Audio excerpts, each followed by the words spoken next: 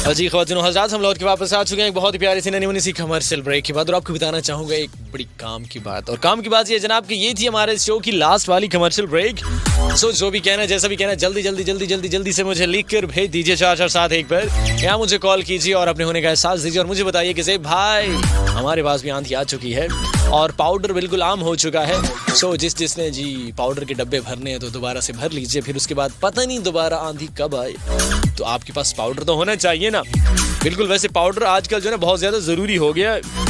एक वक्त हुआ करता था जब हम जो है ना अपने घर से जब यूनिवर्सिटी तक जाते थे तो रास्ता ऐसा प्यारा था कि घर से यूनिवर्सिटी जाते और फिर दिल चाहता था कि यूनिवर्सिटी में दोबारा से नहाएं।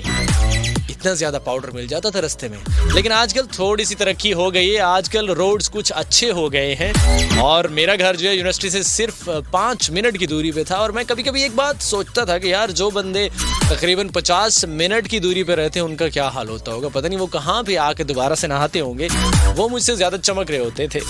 फिर मुझे बाद में पता चला कि ये बेचारे कहीं से नहा के आते हैं दोबारा से। सो ऐसा भी होता है। स्टडी वाले दिनों में पता नहीं क्या क्या क्या कुछ होता है बंदे के साथ, मत पूछ मेरे महबूब सनम के। जब बंदा तालिब इल्म होता है तो पता नहीं क्या कुछ होता रहता है। आपके साथ भी हुआ होगा। आप छुपा जाएं तो अलग बात है, ना बताएं तो आपकी मर्जी है, लेकिन बात बिल्कुल ऐसे ही है।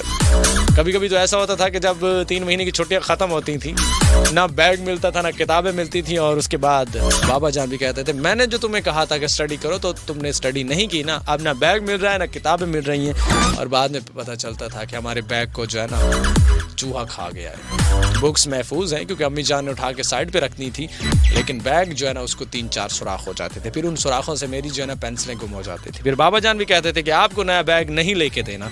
फिर मम्मा जान से रिक्वेस्ट करते थे और फिर बैग मिल जाता था। ये सारी चीज़ें होती रहती। मेरे साथ तो होता रहे, आपके साथ होता रहा होगा या नहीं होगा, तो होना चाहिए था आपके साथ भी। चलें जी, ठीक है।